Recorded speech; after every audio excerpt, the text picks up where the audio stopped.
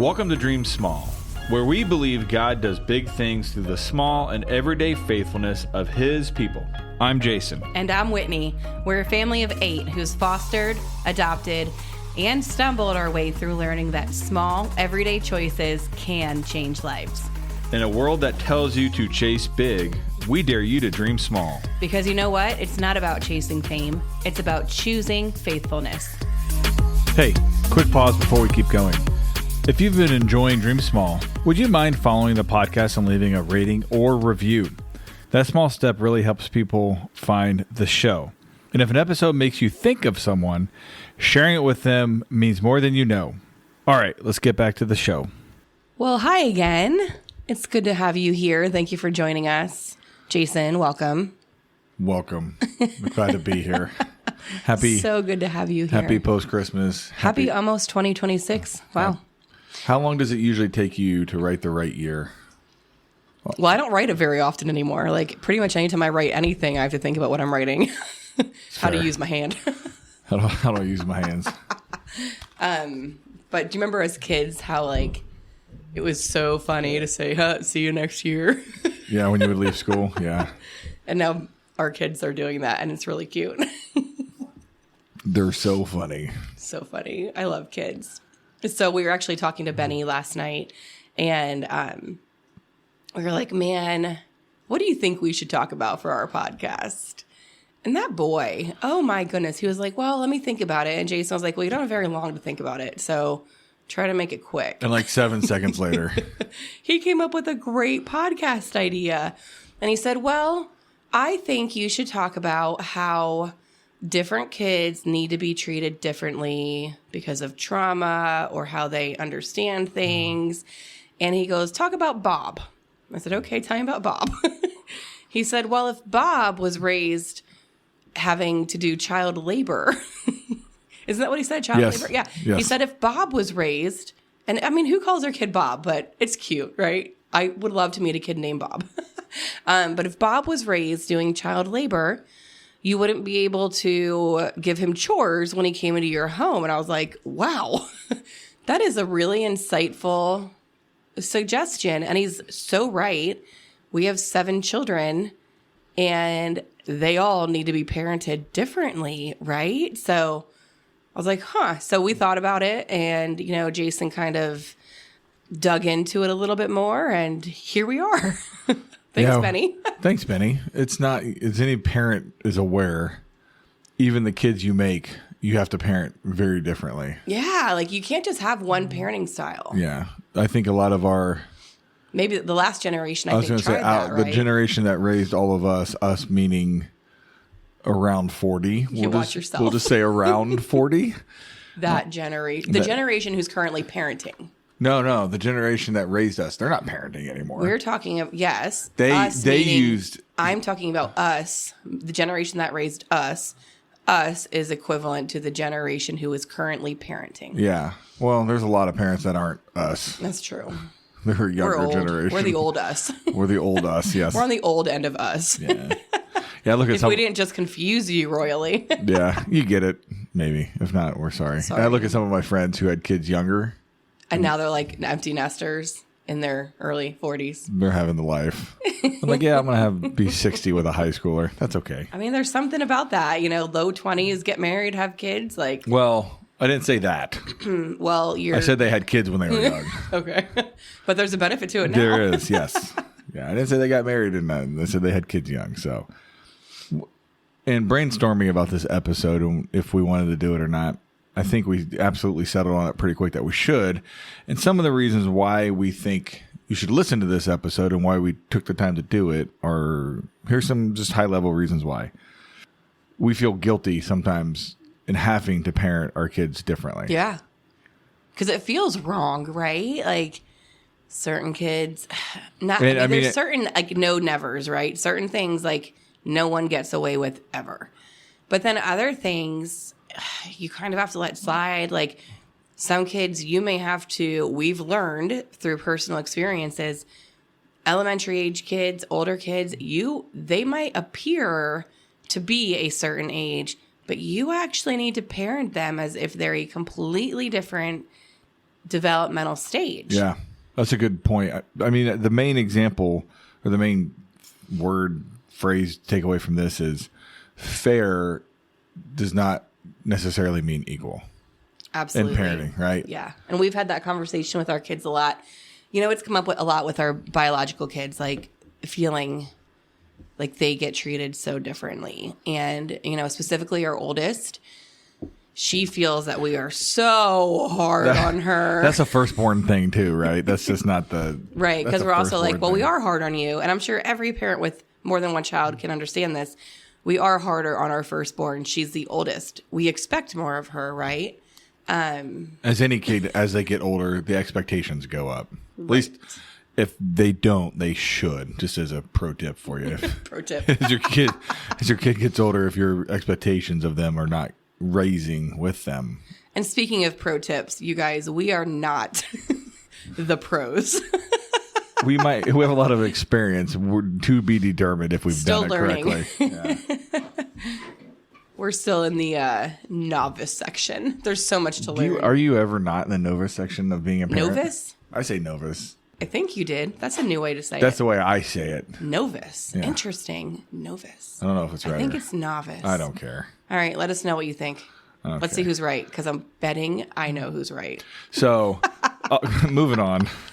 Our bio kids and our 7-year-old. So our bio kids are our two oldest, and then our next oldest is our adopted daughter. All three of them will frequently ask, why are there different rules? Because I think Leah, our 7-year-old, she, rules-wise, is treated more like the bios are at this point.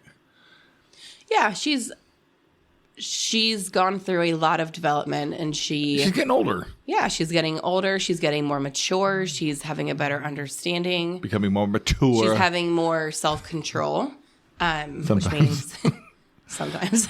Usually. I mean, okay, you also lack self-control Heck yeah, sometimes. I do. Give me a Christmas tree cake. Shut up! Not that Jason ever says that in our house. Yeah, I tell children shut up way more than I probably should. Yeah, it's like a tick all of a sudden. Shut up! I feel like they respond to it. That's why. What, Dad? Why? I do not condone it, and I do not recommend it. So parents, don't do that. Oh yeah, you never do it either. No. Not often. You're lying. Liars go to hell, just so you know. That's what Romans 3 says. Sometimes you just don't have the vocabulary. Well, the other and you day, just I crave forget, silence. I yelled at somebody for something. Sometime I'm upstairs doing something for our 3-year-old. Yeah, you escaped to go to. No, the you told me to go build it. bedroom to put together a little train set that could have been put together downstairs. And while I'm up there, I hear leaving me with all 7 because the 3-year-old didn't even want to be up there. I hear Whitney yelling, and I'm up in the basement. I'm like, "Hey, stop yelling!" And I don't think she appreciated that. Okay. Anyway, So why are there different rules for different kids? the bio kids often wonder, Yep. why do they get those different rules? Another part is, and when it was interesting that Benny was the one who suggested it, because kids with trauma or autism or other neurodivergence can feel shame. This is my ignorance here. Is ADD, ADHD, is that considered neurodiversity? Mm-hmm. Okay. Yeah, it is. Because their brains work more uniquely, right? So Yeah, and they feel, luckily we asked him if he ever felt shame because of he has to. we have other kids with ADHD, and I've seen it in my personal life with children of friends absolutely experience that shame because that impulse control that they lack, they still have feelings, right? They still know it was wrong. They hate that they did it. They have emotions because they did it, right? Yeah. But they still did it. And then they're getting in trouble, and then they feel like low self-esteem because, they know that they did something wrong. So you have to be really careful. Yeah. Really careful. And a lot of connection has to happen before, during, and after correction. Yeah, we'll get into that, I think. Well, I know we'll get into that. And Benny's insightful question and comments as we talked about this made me realize that when you parent different kids differently, you're actually showing them love, not favoritism, right? If you just use the same parenting technique for kid A, kid B, kid C, you're not loving them. You're just trying to make it easy on yourself. And depending how they respond to correction, they could be, there's fight, flight, or freeze. There's a whole host of sub-level responses also. I mean, you could just be doing more harm than good. Yeah. And again, we want, for any parents listening, be like, man, Whitney and Jason are so insightful. We're not. We all shut up by accident. Well, not even that. Like, I don't think we would ever have thought to talk about this episode on our own because we don't feel equipped, like, to talk about it because we feel like we suck at parenting sometimes. This is something we're still learning and we're still working on. Well, it was just Benny's suggestion, right? And the fact that he suggested it, and then we asked him a couple probing questions, and he answered it with insight like he typically does. Bob's example was great. We're like, okay, we'll talk about it. Thankfully, like we've never dealt with that we're aware of a child that has been through child labor, but I hope there is a Bob out there. I mean, if you asked our kids, our bio kids, they would claim we picking up dog poop. Just to be clear, with a shovel and a bucket, not with their hands. Just to be clear, yeah. You ask them to do their chores, they look at you like you've asked them to. Not all. Conquer Narnia or something. Not all. There are some. Okay, Lainey does. Benny typically does his chores fine. Those preteen Lainey's years are the best. Getting around to it. Air quote. Yeah. Yes, it's fantastic. So we were sitting with Benny last night. We were just sitting around chatting, kind of having the post-Christmas hangout time when some of the little humans were asleep, and we just asked him, and boom, he first said it, and I was kind of like, oh, yeah, okay. You were like waiting for another idea. Yeah, he said it and kind of like I was like, okay. But then he elaborated on Bob. Then he elaborated on Bob, and he said a couple other things. And we're like, okay. And I think it's important to realize that kids that are quote unquote different, whether it's trauma, neurodiversity, whatever, they're not actually asking for special treatment. He was just trying to explain, like, hey, they see the world different, and the response you give a neurotypical kid or a normal developing kid without a lot of trauma, it won't have the same impact as another kid. And it was just like, okay, we definitely need to talk about it. Yeah, absolutely.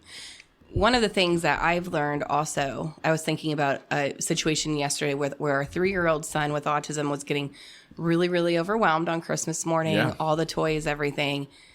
He needed just to take time to be by himself with toys and his passy in his room. I mean, I get it. I wanted to go up to my room with a passy and be quiet by myself for a couple minutes. But the thing is, there's also a lot of strategies that we implement for our children with more unique needs that actually benefit all of us. Like you just said, you would have wanted to go up to your room alone with a passy too, right? Like sometimes we're more intentional about alternative strategies for our kids with more diverse needs, not thinking that, our neurotypical kids, they might not think to implement these strategies for them, but it would actually benefit them as well. And the same with us parenting. Connection still needs to happen before correction with every child, whether or not it comes naturally, whether or not that's the first thing on our mind or not, right? But really it does. It benefits everyone. Yeah. So. I mean, one of the biggest things we've learned, we've touched on it in other episodes, is the trauma-informed parenting. Yeah, so like we've talked about prior, we've touched on it. Trauma-informed parenting is a lot different than quote-unquote what traditional parenting is. Right. And it allows kids to You're more insightful. Give an example of the difference. Traditional parenting would be like, take out the trash. Because do it now. So. I'm the parent. Yeah. Sure, Jason. What's trauma-informed parenting look like? So, I mean, I think you're talking... this is a very overall generalization, but I think a lot of our generation grew up with fear-based parenting. Like, you have to do this. I'm going to kick your butt. Right? Like, am I wrong in saying that? I don't think, I never felt. Not like kick your butt, but you're going to get grounded. You're going to lose stuff. You're going to get spanked. You're not going to do your favorite thing. I'm going to take the door off your wall. Yes, it was. The wall off your door. The other way would be quite interesting. A feat. It was consequences based. Yes. You do this because you get a consequence, not because of other reasons. Right. Yeah. Whereas trauma-informed parenting is more so looking beyond the outright. It's hard to explain it to people who haven't been trained in it. Yeah. But I know that's what you're trying to I'm trying to figure out, like, an example. It's more like. It's connecting. It's not gentle parenting. It's not. It's more about connecting, right? Having a bond, having a relationship, having that trust built first. And acknowledging, like, hey, I see that. Okay, so one example. This is an example. Say, Bob loves to play video games, and Bob is in the middle of his video game, and he's about to level up to level 10. Oh, good one. Yeah. And it's a big deal, right? And you say, hey, Bob, go take out the trash. And he says, can I just have one more minute? And then you pull the plug on that level because you're like, heck no, you didn't listen to me. You're done. Okay? Trauma-based parenting would say, hey, Bob, I see that you're in the middle of a video game. I have chores I want you to do.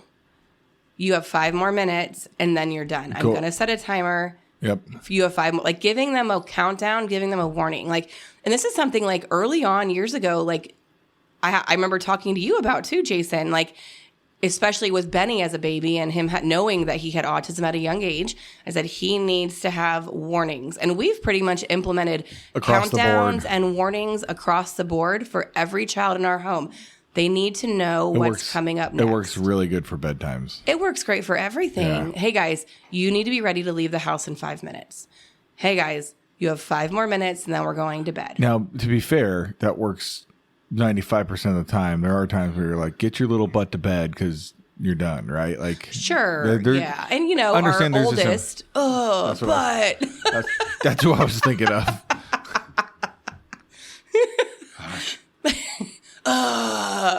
No one outside our house hears it, but it happens. Does anybody have a preteen parenting podcast we can listen to?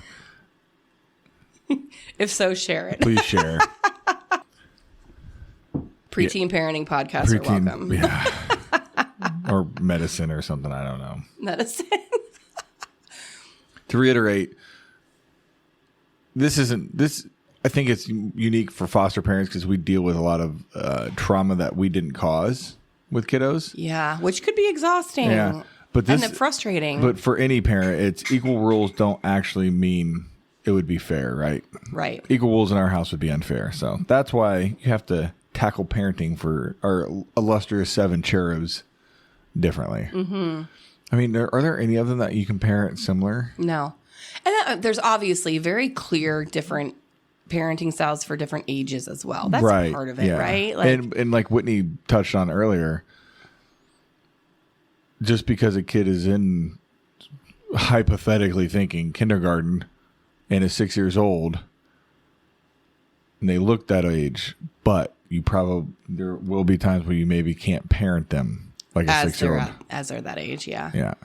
Which is wild. It's like a mind twist, right? Yeah, it's hard sometimes. It's challenging. Like Whitney said, it can be a mind game in your own brain to figure out, like, you expect this 6-year-old can do this. Why can't this other one do this? Right.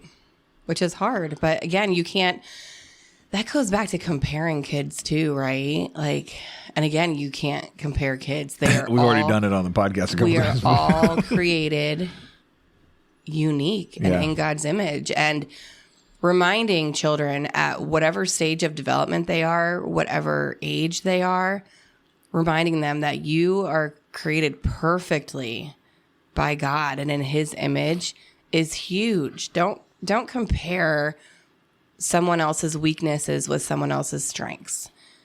It doesn't help anything. It doesn't help anyone. Again, that goes back to that shame cycle then that we talked about a little bit earlier. Comparison is a thief of joy in all circumstances. Yes, in all things. Yep. Never, ever, ever do it with your children or your spouse. Do I compare myself to you? I don't think I do. I hope you don't. I mean, that'd be weird, right? Because we're very different in good ways. We balance each other out well. We're different in all the good ways, babe. Yeah, you know it. Comparing to your spouse, like when you said that. Do you think some people do? No, I don't know. I thought maybe you meant comparing, like if I were to compare you to another person.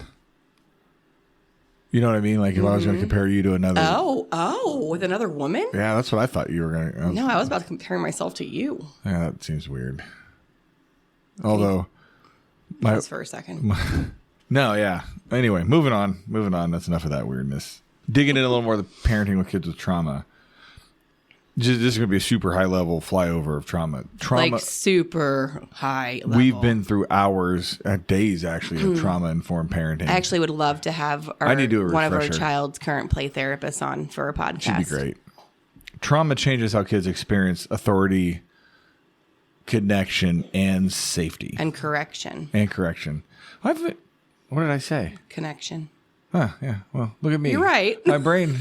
Yeah. Okay. Freudian slip. Yeah. When kids respond in a way that kind of you're like, what in the world would cause you to respond that way? And your first response might be anger. I'm speaking from personal experience here. This isn't theory for me. This is personal experience.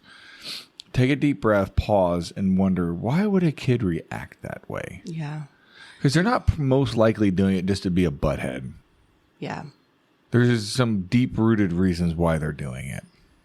I have listened to other podcasts on this, and parenting kids with trauma, parenting kids with ADHD, all the things. And one person said it so well, and he said, in these situations, you need to take off your parenting hat and put on your coaching hat. Because you need to consider yourself, you're not parenting, you're not implementing, throwing out consequences. You need to be an encouraging, uplifting coach to help get them through whatever is throwing them so off kilter. Yeah. And, you reacting to their blow up over something so simple, your reaction determines the course of what will happen next, right? Like if you react explosively, you're basically pouring gasoline on a fire. Yeah, it doesn't help anyone. It's so interesting you said coach, because I was actually going to say like my favorite coaches, like before you started to talk about that, and my brain popped up, hey, I'm going to use a coach as an analogy here. Yeah. The coaches that I remember the most, had the most impact on me, were the ones that would chew my butt off. Oh, interesting. Yeah. They would make me do all the wind sprints and up downs, but you know why? Because I knew they cared about me. Right. So they could chew my butt. They could make me do all those things. I don't know if we can make kids do wind sprints. Well, you're making them do push-ups. That's different. Just to be clear, our bio kids, kids were making them do push-ups, not that. Again, you parent differently, different kids. I can make them do wind sprints. I want them to do wall sits and make them hold weights. Well, you totally need that. And she was like, oh, that's no big deal. Let her do it right for a couple seconds. Anyway, but yeah, I mean, it makes sense. My coaches that used to chew my butt, make me run. I mean, we had a sand volleyball pit behind our practice football field in high school that we would have to do bear crawls and stuff through. Mm-hmm. That Coach O'Neill's, was the coach that I remember the most vividly growing up, blah, blah, blah. But I knew he cared about me. So what are you saying? Don't be a coach? Like in no, my I'm saying care. You have to connect first. You have to. That's the thing. You have to care and connect. Care and connect first. And we're not saying don't implement consequences. There are behaviors that deserve and require consequences because kids need to learn. The consequence needs to come after they're done flipping their lid, which is a trauma-based term. But it needs to come. Flipping their lid, is that really a term? Yeah. You haven't heard that? I know what that means, but I didn't realize it was a term. No, it's literally like part of the clinical brain. Term? Well, I don't know if clinical. Okay. But yeah. But it's the part of the brain, the one that amygdala, you flip it. Like it flips Abdullah when they lose their, yeah, okay. No, we are not scientists, you guys. Okay. Keep going. But yeah, when kids flip their lid and think about it, like think about the behaviors when you're like, oh, you just flipped your lid. Like, you know it. When you lose control, you're just like, rage monster. What does Benny call it? Raging out? Crashing out? Crashing out. Yeah. Or like Rage Monster from Dude Perfect. Okay. That's flipping your lid, right? Like Rage Monster is a perfect example if you have kids who watch Dude Perfect. That's not the time to be throwing down consequences, right? Or having a conversation with them, right? Having a conversation. You will not get through to anyone. You will also want to flip your lid. You will have to de-escalate first. Yes. Reconnect first. Mm-hmm. I think we said this, but just to be sure, a lot of the kids with trauma their responses are survival responses, not defiance. Like, for example, we've had a kiddo in our home that would say, well, dinner time, hey, I want 2 of those, 3 of those, 6 of those. Mm-hmm. And why would a kid do that? Yeah. Food scarcity, right? Like at some point in their past, they've had an experience where they were hungry. Now they see plenty of food in front, plenty of food in front of them, and they want to make sure they have enough. But then that same kiddo, you know, they what's it? Your eyeballs are bigger than your stomach, right? Yeah, and you can't eat any of it. And then that's a problem too, right? Yeah. So what's a good compromise? Hey, you can ask for as much as you want. You need to eat what's on your plate. And then if you want more, we will absolutely give you more. Yeah. Like not giving, like saying, yes, you can have all that. We're going to eat this first. Like give them smaller amounts. Yep. But kids with really severe food scarcity problems also, it's been clinically recommended to allow them a airtight container like under their bed with snacks in it. If you can trust that, you know, they'll clean it up and everything. Some of them never even touch it, but knowing that they have food under their bed, not a package of Oreos out in the open, Jason Wayne. No, I'm not laughing at you because of your puffs and my snacks in the van. Maybe I have food scarcity issues. Every time maybe it's like ingrained from like being younger and thinking I'd be stranded when my car broke down with no phone because we were that old. I don't know, but yeah, I don't travel without snacks. By travel, she means going a mile down the road to our church. She has a giant family. That's a little much. No, like doing school pickup. You don't have a family-sized bag of puffs in your van all the time? Well, yes, but not to eat. Like, I'm not actively eating to drive to church. No, I'm making sure everybody's clear. This isn't a thing you pack up just on special occasions. It's a thing that's in your van. What else do you put in that middle console? Besides snacks. Twirly things, I guess. Like, seriously, you guys, what else is that middle console for if you're not putting snacks in it? Like, what are you doing? I'm not going to say what goes in my middle console. What do you put in it? I can't say. I don't want people to tell the cops or the authorities. What are you doing that's wrong? I'm not doing anything. Are you doing drugs? No. If I was going to do drugs in this house, it would have been a long time. Knocking on the door. You need to submit a BP test, Jason. No, it's something else that some people don't like. That don't think we should. Well, it's not illegal. It's not illegal, but okay, you're talking as if it was illegal. No, it's definitely not illegal, especially hitting our state. All right, moving on. Yay, Rule 2. What's it called? Second Amendment, Rule 2. Gosh, that's going on a T-shirt. Rule number 2. Yay, Rule 2. Okay. The biggest thing to take away from trauma kids. For anybody that parents, fosters, even teachers, coaches, who else could deal with kids with trauma that they don't cause? Church volunteers. Any kind of volunteer that's with kids. Daycare workers at the gym, right? Like connection has to occur. That's like the big takeaway, honestly. Like I feel like that is the biggest. Hold on, I didn't finish the sentence. Then you can say. Sorry, I know what you're saying. I know you do. Connection has to occur before correction. Connect with those kids first. You have to have that connection. Then you can correct them. You can absolutely correct them, but you have to do it first. Because if you just start correcting a kid with trauma, it's going to be harder for you. They're going to blow you off and not give you any time. And let me tell you how backwards this feels in the heat of the moment. Oh yeah, it sure does. I mean, we're still reminding each other in parenting, some of us more than others, like, pause, you need to connect first. We have words, actually, in our house. Cheeseburger. It's a code word. The big kids know it, too. If one of us are raging out or crashing out on the verge of crashing out, we have permission to say that word to one another, and our big kids do, too, to like, hey, you need to... just to remind us, like, we're human, right? Like, this is not natural all the time. And sometimes you are literally at the end of your rope. Yep. Sometimes you just need to step away. And there's nothing wrong with modeling, you know what? I'm really overwhelmed or upset or frustrated right now. I need a minute. Because that's actually really healthy. That's a good, healthy response. And it's good for your kids to see that. And maybe they'll learn and do it too. Yeah. Walking away. Yeah, we definitely. We'll come back and talk when I'm ready. I've started saying that with one of our kids who, her and I just butt heads a lot. And I'll send her to a room to take a break. And then she'll come down 2 minutes later and she'll be like, I'm ready. And I'm like, well, that's great, but I'm not ready. I need you to go back to your room and I will tell you when I am ready. Yeah. Real quick, let's talk about kids with neurodiversity. Yeah. I love this topic. Well, you have a lot of like, it's so interesting. Whitney's professional experience was, she was almost a doctor in autism, for lack of a Rule 2. I mean, it's your comparison would be me saying rule 2, just like how you know how to explain something. Right. Yeah. I don't know how to explain it, but for all of you listeners out there, Whitney was almost a doctor of. I was a BCBA. Right. But you had degrees above that too. I did. Yeah. Right. Like you were autism behavior doctor. No, Almost. I was a behavior analyst. Yeah. Thank you for that. Yeah. But no, I had my master's in special ed, and then I was also a BCBA. So yeah, a lot of experience in that, which is awesome that, God has led me this path long before I knew the kids I would be raising in my home. We have 2 of them that have autism. 2 of them. Yeah. Who knows? Maybe more someday.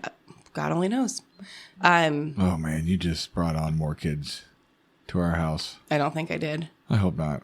Well, but parenting children with neurodiversity, specifically autism, we have a lot of ADHD going on too. There are several things, several tips that I think, again, this can be like a whole bag of nuts, right? But whole bag of nuts. Okay. We're just going to go with the top layer. Okay. Predictability matters and is so vital. Spontaneity is not preferred. Man, you are. I am a very spontaneous person. I enjoy. You think you are. You're actually not. If I'm in control of it, I love to be spontaneous. I'm a controlling spontaneous person. Is that a thing? Yes. I actually am flexible though. But children on the spectrum need routine. They need predictability. If they don't have it, they need warnings about what is coming up. They need to be explained what certain things are going to look like. Like, I couldn't just say to Benny, if he had never been on an airplane, hey, bud, we're going to pack a bag and fly to Florida tomorrow. Like, holy anxiety. I mean, a flight with him as a baby is almost the reason why I re-enlisted in the Army. Literally. To go back to Iraq. Literally. And we thought, it was a New Year's Eve flight. Yeah. And we thought at bedtime it would be great and they would all sleep. And we got off that airplane and Jason was like, I might re-enlist. I'm going to go back to the military. It was awful. He actually wasn't the worst one. It was Lainey, because we forgot her sippy cup, and that poor sweet girl on the plane gave her her iPad because everybody was like, luckily everybody showed us a ton of grace. Yeah, we were idiots. Yeah, we were those parents. We weren't prepared. We were totally those parents. But yeah, so if I were to tell Benny, hey, like, pretend he'd never been on an airplane, like, hey, we're going to fly on an airplane, he would have so many questions. He would be asking about the airport. He would be asking about the bathrooms in the airport. He would be asking about where are we going to park? What do we do with our bags? Like, every little itty bitty step that we typically wouldn't consider, or that we just kind of take for granted that we know, because he can express himself, he's going to want to know those things and ask those questions. Whereas Braden cannot express himself. He'll probably have a lot of questions too, and his response will look like crying and clinging, and he's gonna need that pacifier because he's gonna need his lovies. He's gonna need things to bring him comfort because he's gonna have no clue what's going on. So in the world of autism now, there used to be Asperger's, autism. Was there anything else? Just high and low functioning, pretty much. Yeah. So now autism is a very broad thing. Asperger's is technically no longer in the DSM. Yeah. So now they have what's called level 1 autism, level 2, and level 3. Level 1 is what Benny is considered. It is high functioning. Like, if you met Benny, you would be like, oh, the kid's a little quirky, right? Well, like, even just hearing him talk on the podcast, I'm sure you guys picked that up, right? Like, kid's a little quirky, really sweet. Smart. He can hold a conversation. Like, he'll be independent, like, fully functional adult someday doing whatever incredible thing his brain decides to do. Level 2 is what Bray Bray is. It's a little more... has some more deeper needs, some more, like, he may never be independent. He may not. We don't know. Like, he's 3.5. He's also 3, right? Yeah. He's 3.5 and he's nonverbal. Well, he's starting to get words, but like, he's very delayed, right? Like, he's just now starting to get words, like Whitney shared. He would be considered nonverbal, but he does have emerging skills. Yeah. Like Whitney just shared, he has the same concerns, the same perspective as Benny. He just can't articulate He's them. brilliant. He's a smart kid. He cannot express himself. So yeah, He, like even here at home, if he wants a snack, if he wants goldfish, we now know what goldfish sounds like for him. Had we not known, a stranger wouldn't know what that is. He'd just scream his head off and be mad at you for not knowing. Yeah. So that's the autism. Benny, I took Benny to a Skillet concert, I don't know, 6 weeks ago now. First of all, I was shocked that he would want to go to a Skillet concert. is very, very, very hard Christian rock. I'm guessing people who listen to this podcast probably know who Skillet is. But well, it's not my kind of music, so maybe not. Anyway, we went... But we went and he took his headphones, his sound canceling, dimming, dulling headphones, and he put them on during the Skillet concert. And guess what he said when the Skillet concert was done? Dad, they blew the ceiling off that. He loved it, right? All we needed was that small little accommodation of headphones. To and he also knew when he was done, and he told you he was ready to go. He did, which is awesome. Yeah, and, he's grown a lot. And me as a dad, I would have always responded with, "No, we're staying to the end." But I was like, "Nope, he's done. Let's go." And it actually worked out better. We beat traffic and we got home probably an hour and a half earlier than we would have otherwise. So it worked out really good. Yeah. Yeah. Sensory overload's a really big thing. And having the places where they can go and just kind of decompress is huge. And again, we all need that. We all have our own unique ways that we decompress when we are on sensory overload. If you stop and think about it, like, you have your own little quirks too. Yeah, everybody has quirks. Yeah, we all do. Like, we all have our own little things. And if you don't know, go ask your spouse. Yeah, they'll let you know. Yeah, I'll tell you what your quirks are. I mean, mine looks like just going in my bedroom and shutting the door and laying on my bed. Like, literally zoning out and doing nothing. Sometimes I'll just, What are my quirks? Read. Let's not go into that right now. We'll go. What do I do? Like, it'll be too long. Say one real quick. Your pillow. Oh, yeah. Yes. Yeah. You have a little pillow. I have a pillow. Don't judge. You're a grown man. Don't judge me. You take that thing, and it doesn't matter who's over to the house visiting. If he's sitting on the couch talking to you, he's playing with his little pillow. That's not true. It stays up in the bedtime most of the time. I have done it before, but we're fighting. All right. We're fighting. We have a little baby starting to squawk in the background, so we're going to probably get Speedy here. Bio Kids. Speedy. Uh-huh. Well, I need you to jump on. Well, hold on 1 second. Also, with autism, I want you to realize, and this is really with all kids, but making accommodations for children is not the equivalent of a shortcut. Certain kids, even within our home, our neurotypical kids, will look at accommodations and be like, well, why does he get that? Why does she get that? Why are you doing that for him? Well, guess what, sister? It actually creates a better environment for all of us. Yeah. It creates more peace for all of us. You have to make accommodations for certain things. So just don't feel guilty about that. I do think that it's okay. The more you can speak about it and have everyone on the same page and educate, the better. Maybe that's where we start wrapping this up. Okay. Because we're at 40 minutes too. So. Okay. Like, can I talk? Hold on. Let me talk. Yeah. So yesterday at our Christmas dinner table, one of our foster daughters asked our son, so Benny got like his literally like high tier, most dreamt for gift he wanted for Christmas. Like, it actually elicited tears. It was the first one that we've ever had to get tears from a gift. It was so sweet. Like, he started opening it and then stopped and hugged me and hugged Jason and started crying because he knew what it was. And he was so excited. It was so precious. And so he was on cloud 9 literally all day. He was stimming like crazy all day. And Benny stims. He has a visual stim where he'll like shake his head back and forth and move his head in a circle and like roll his eyes. And then he also has stims with his hands where he kind of like shakes his hands a lot and plays with his fingers. And he kind of like moves his legs and shrugs his shoulders, and his body could not stop moving. He was just like in a self-stim rage because he was so excited. And sitting at the dinner table, he knew that we were really close to being able to get his 3D printer to work, and he'd finally be able to make something. So he was stimming like crazy at the dinner table. And our foster daughter said to him, she said, "Benny, why do you do that with your head?" And that was a great it was a genuine way question to educate her, because I was like, "Have you heard us say that he has autism?" And she said no. And I said, "Okay."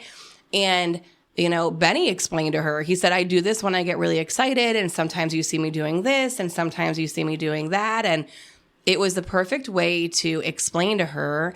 And then she wanted to try and do it. And I was like, well, please don't. You're going to have a seizure. We don't need to induce seizures, because I would probably pass out if I tried to do that with my head in my eyes. But, we explained to her, and accommodating him, letting him do that, asking him to stop doing that would be asking me to stop talking, right? Or asking Jason to stop breathing. Maybe. Okay, bad example. So Benny gets a stem, you get to talk, I get to breathe. All right, good. Very good. But you know what I mean. So yeah, like just accommodating that, letting it go. Did it interrupt the dinner? No. It was really harming informative. Anyone? No. I think it's important that you embrace those type of conversations. Yeah. The more people know and accept them, the more they're comfortable with people that are neurodivergent, not the weirdos over there in the corner that not like, oh, look at him being weird, right? What a weird kid. Like, no, hey, why do you do that's a fair question. Not you're weird because you do babes, that. Right? It's hey, why do you do that's a great question. And we gave a great example and explained it well. The more those type of conversations happen with trauma, with neurodivergence, all of that, the more folks struggling with those things will be accepted. Yeah, absolutely. And feel comfortable in their own skin, right? Well, and that's the thing. Like with Benny, sorry, I feel like a lot of this ended up being about autism, but with Benny, he's learned when to mask his stimming. Like I've kind of talked to him about it, and I've told him, like, as you get older in school and stuff, I'm worried, kids will start to make fun of you or say it's weird or ask why you're doing it, or, kids can be mean. So he's really kind of toned down his physical stims, and, he'll put his hands in his pockets and move his fingers around in his pockets now. He kind of has learned to try and hide them when he's in public, when he's at school, when he's at home. He knows it's a safe place for him to do what he needs to do. And that's okay, right? But yeah, he definitely tries to kind of... I mean, some examples of it popped in my head, accommodations for Benny. And it would be accommodations for others for school. Yeah. Like his first year, first grade and second grade. He's in fourth grade. The big cozy corner. Like made him a little cozy corner at school with like some pillows and blankets. Just when he felt overwhelmed, and he could we literally sent in body pillows and a big cozy blanket. And the teachers were great. He didn't use it every day, but when things got crazy, he knew he had it as an option. I think that's what was important. He knew it was there. And that's the thing. I think it was more so knowing it was there and it was available if needed. He didn't use it very much, but he knew if he needed it and got overwhelmed, he could use it. I mean, he's progressed now. I don't think does he have anything? He brings a little, so it really decreased in what he brings to school. He's getting older, right? And then he was bringing a little Lovey to school and a Stuffy. Now he keeps one little fidget. Like he brings one thing a day in his backpack, kind of as that safe item. A fidget that he can, or a Lovey. Like he can take it out. He can play with it if he needs it. Otherwise, he keeps it on his desk and doesn't touch it, or in his desk or in his backpack. It really varies. But yeah, we've been able to decrease what that looks like through the years. Yeah. Let's talk about bio kids real quick. We'll just make it quick. People can quit listening if they want. Bye, guys. So just real summary of quote unquote normal kids and bio kids, right? Like quote unquote, that's the part to kind of focus on, normal, quote unquote. I don't know if there's normal. Yeah, we just need all parents to lean in right now. Yeah. Bio kids, even though they've been raised in a safe environment, this is for foster families, adoptive families. Bio kids have been raised in, good gosh.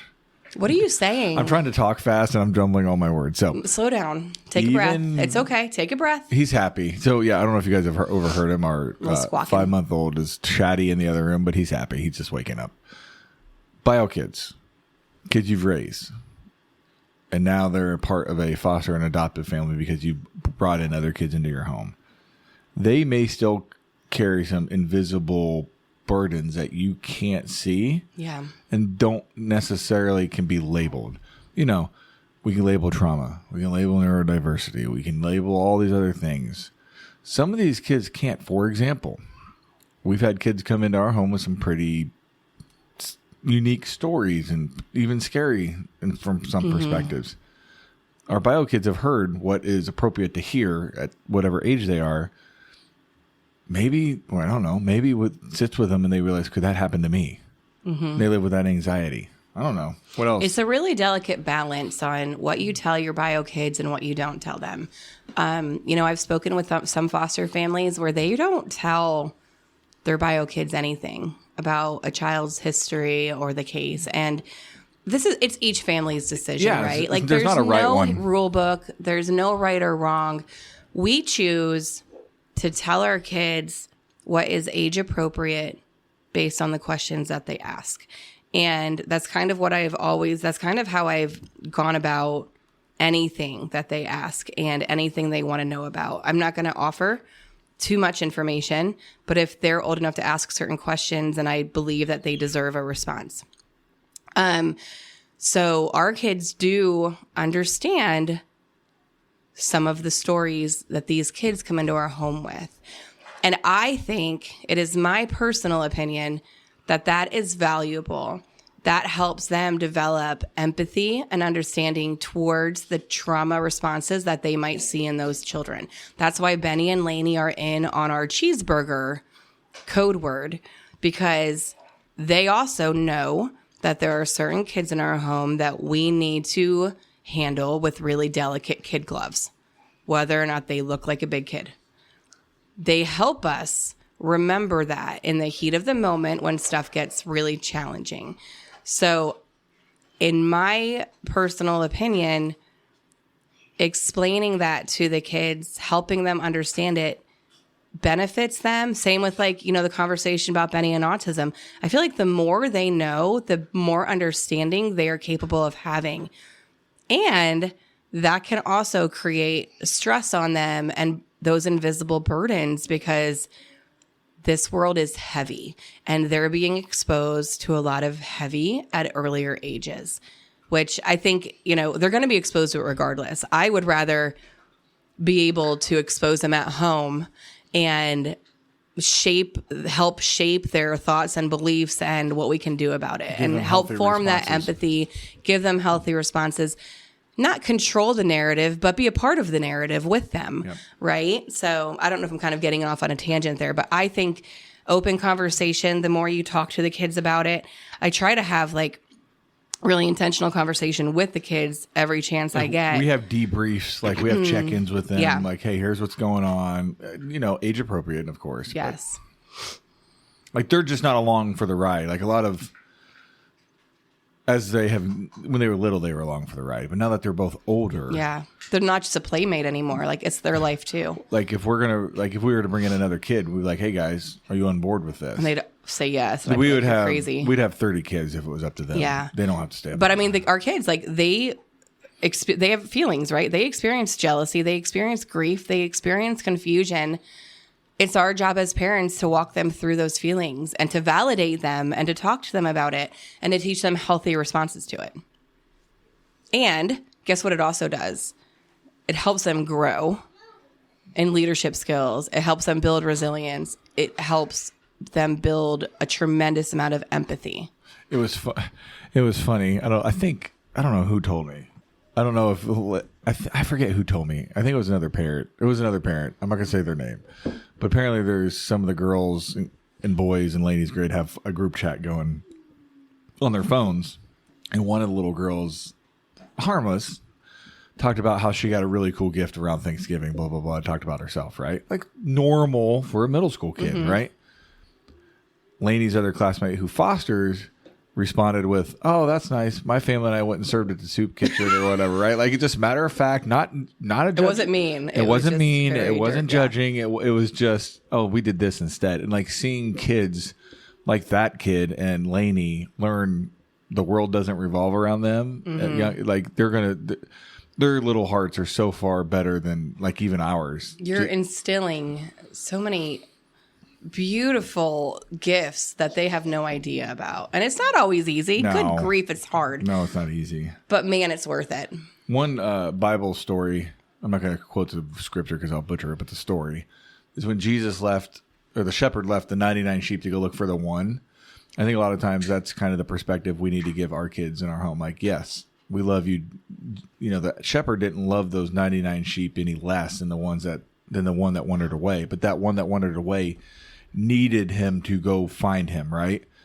And with a lot of our foster kids and adoptive kids, I kind of feel like we take that same approach.